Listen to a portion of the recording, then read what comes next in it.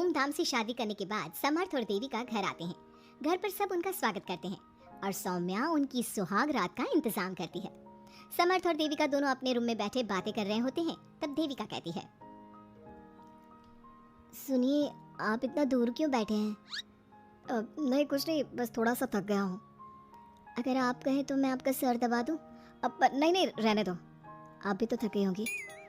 देविका आगे बढ़ते हुए कहती है, थक तो गई हूँ पर आपकी सेवा करना पहला धर्म है मेरा। देविका झट से समर्थ के पैर पकड़कर दबाने लगती है। ऐसे ही कुछ देर निकल जाती है और समर्थ कहता है, अब रहने दो देविका, तुम भी आराम कर लो, तुम भी थकी थकी लग रही हो।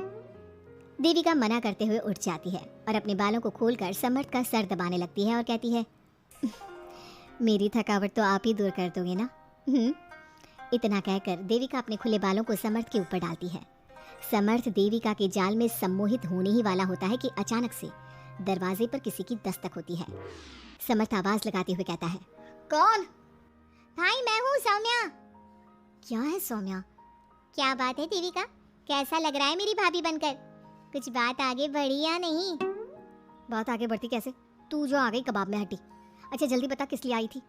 सौम्या ठिठोली करते हुए कहती है, क्या बात है देविका, बहुत जल्दी हो रही है। वैसे मैं तो दूध का गिलास देने आई थी। आखिर मेरी सहेली की सुहाग रात में कोई कमी नहीं होनी चाहिए। देविका दूध का ग्लास लेते हुए जल्दी से दरवाजा बंद कर लेती है और पीछे मुड़कर देखती है तो समर्थ तो सो चुका था।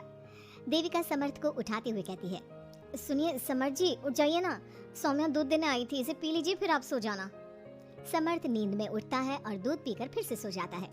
देविका उसके बगल में बैठी कहती है, सुनिए समर्थ जी, आज हमारी पहली रात है और आप सो रहे हो। समर्थ नींद में ही कहता है, देविका मैं बहुत थक गया हूँ, मुझे बहुत तेज नींद आ रही है, तुम भी सो जाओ। सोने के लिए तो पूरी रात पड़ी है, आप उठिए ना और कुछ देर मुझसे बात तो करिए। देविका जिद करते हुए समर्थ को आधी नींद से उठा देती है।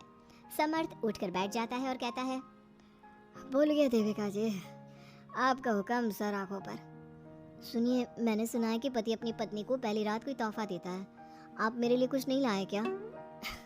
वो मैं कैसे भूल सकता हूँ, लाया हूँ पर वो दूसरे रूम में रखा है। तो दिखाइए ना क्या लाए हैं। अरे अभी तो कहा कि तुम्हारा गिफ्ट दूसरे रूम में है, तो जाकर लेकर आइए ना।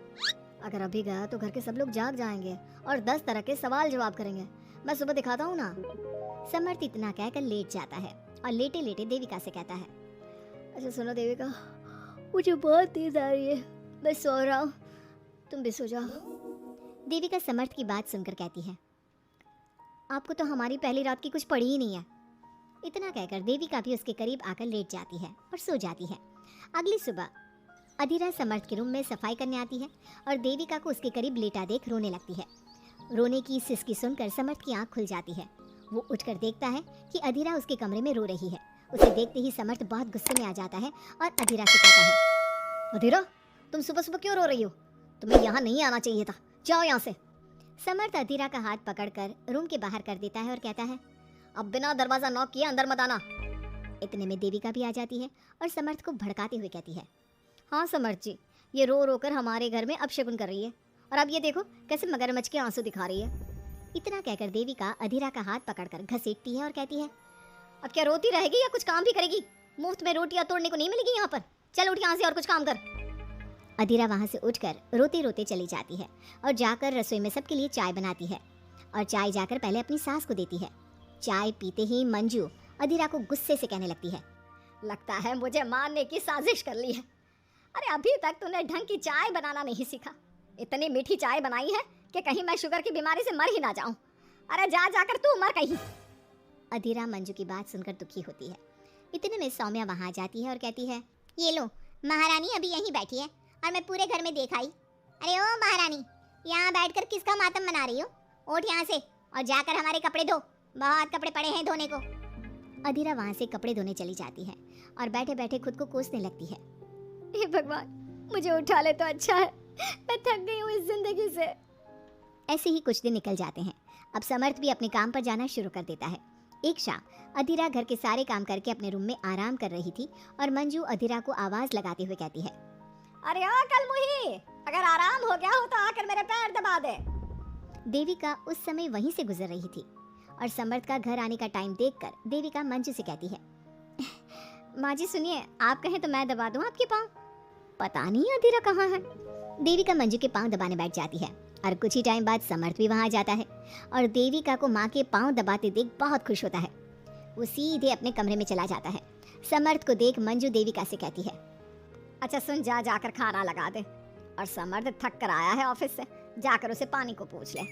देविका उठकर समर्थ के लिए खाना लगा देती है और रात में समर्थ और देविका सोने की तैयारी करते हैं। समर्थ कहता है, अच्छा देविका सुनो ना, मेरे पास आकर बैठो जरा। अरे पापा मैं बहुत थक गई हूँ, मुझे नींद आ रही है। अरे आओ तो सही, आज तुम्हें माँ के पाँव दबाते देखकर बहुत अच्छा लगा।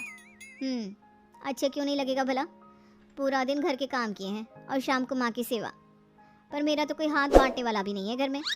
क्यों, अधीरा और घर के बाकी लोग कहाँ जाते हैं? अधीरा की तो बात ही मत करो, वो महारानी तो बस मटर गश्ती करती रहती है और घर का सारा काम ना मुझे ही करना पड़ता है। मेरी तो किसी को पड़ी ही नहीं है, मैं तो सिर्फ एक नौकरानी हूँ इस घर में। अरे नहीं ऐसा मत बोलो। क्यों ना बोलूं, आपने मुझे वादा किया था ना कि आप मुझे रविवार को फिल्म दिखाने ले जाओगे और कपड़े भी दिलवाओगे, पर आपने तो एक भी वादा पूरा नहीं किया। अच्छा बाबा, कल रविवार है, कल ही चलते हैं और तुम्हारी सारी शिकायत दूर कर देते हैं। खुश। दोनों सो जाते हैं और अगली सुबह समर्थ और देविका बाहर घूमने चले जाते हैं। अब समर्थ पूरी तरह से देविका के वश में हो जाता है। देविका जो कहती समर्थ वही करता। क्या समर्थ को कभी अपनी बहन और दूसरी पत्नी की सच्चाई पता चल पाएगी? अब क्या होगा अधीरा का? इसके लिए हमारे अगले एपिसोड का इंतजार कीजिए।